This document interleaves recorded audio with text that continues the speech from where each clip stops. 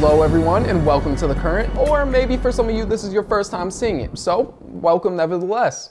For those of you who don't know, The Current is a news magazine program created by seniors in the South Elgin High School Beacon Academy.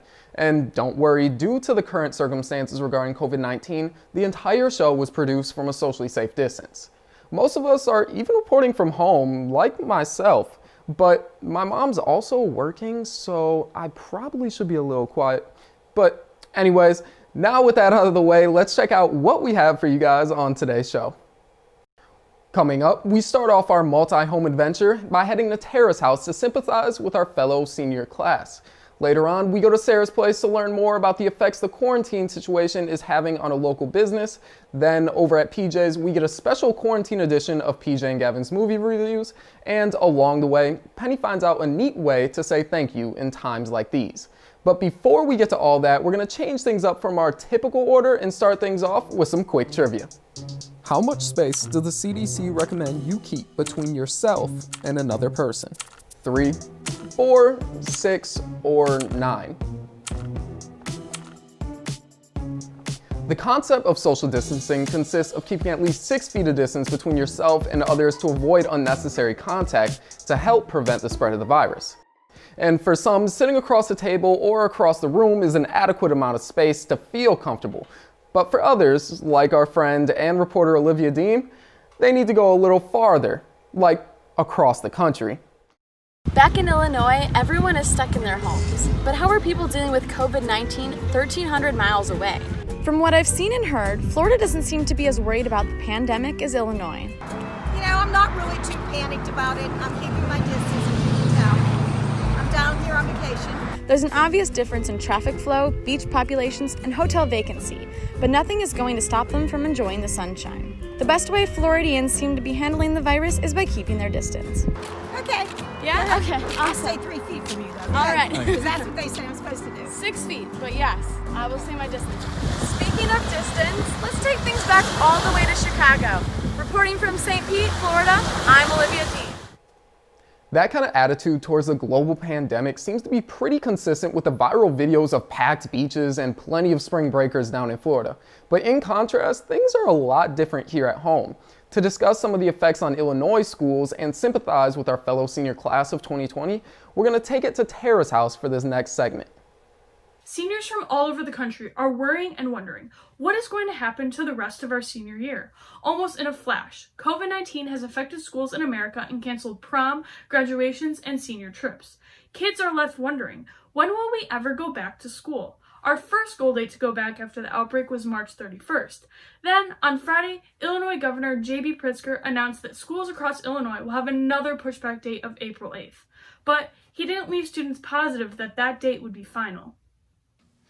I wish I could stand up here and tell you when your schools will safely reopen, but that is not an answer that I have at this time. We're postponing our tentative reopening date statewide until April 8th, and we'll continue to update you with new information as we have it. Not only is this affecting senior privileges, it affects all spring sports, such as softball for senior varsity softball player Kaylee Humes. Coronavirus has definitely impacted my senior season along with all the other spring sport athletes, and specifically for softball, we go down to Tennessee as like a first string of games. It's a really good competition and it just sets the bar for where we should be for the rest of the season, and that was canceled due to the coronavirus. And it just sucks being a senior, kind of seeing all these things that you hoped for, and like, oh, I wish I would be a senior, like to do this and to be able to lead the team in Tennessee and to just experience it one more time. It's like that being taken away from you is something you'll never like predict. Like I would have never seen this coming. Coaches have been really good about like spreading positivity, giving us hope that, hey, we may play April 9th, so come prepared, come ready with skills, practice at home, do whatever you can. Now with that, all the seniors at The Current are sending positive vibes your way. We feel for you, we understand you, and we hope everything goes back to normal as soon as possible. But remember that we are strong, and with your help, we will all get through this together. Reporting for The Current, I'm Tara Konieczny. Before we go on and take a look at the impact that small businesses have felt with the recent restriction of dining in, we're going to take a quick stop by PJs House. With movie theaters closed, that doesn't mean that you still can't sit down and enjoy a movie. For advice on what to or potentially what not to watch, here's another installment of PJ and Gavin's Movie Reviews. So Gavin, have you seen any movies while you've been in quarantine? I don't even get to see him. In a remote African jungle, a small monkey is captured. Bound for a pet store in America, the animal carries a deadly virus. You know, there's an outbreak. It's pretty self-explanatory. I thought the movie was pretty decent. Cinematography is like nothing to write home about. It was made in like, the 90s? I don't know. Fact check that. But the way that they go about how the virus is spread is still like key to what it is today. You know, honestly, the editing wasn't really that bad. I mean, you know that editing is good when you don't really notice it, and I didn't really notice it at all, but there was just really nothing that made it stand out in a good way. You know, sometimes it just feels like I'm talking to a wall and you're not really adding anything to the conversation. What this movie does really well is set up a certain fear factor. Like, you're not even in the movie or you're not even in the story, but you can still feel the weight of the situation at hand. You know, casting I thought was done pretty well. They're all serious, but they got their own wits to their characters and they play it off pretty well. I feel like I've been talking for the entire time. What do you think? It's below average. It's trying to be realistic, but it's very illogical. This film has classic 90s cliches and problems, including like amateur set design and awkward one-liners. Those are so awkward, PJ. Outbreak is a great movie to watch at home when you're bored, but it does suffer from 90s cliches. We give this movie a 3 out of 5 stars. Thank you guys for tuning in to PJ's Movie Reviews. Stay tuned next week if we survive this. Now, diving back into a more serious topic, Sarah Richardson is at home reaching out to small business and local restaurant workers to see how life has changed for them amidst our nation's current circumstances.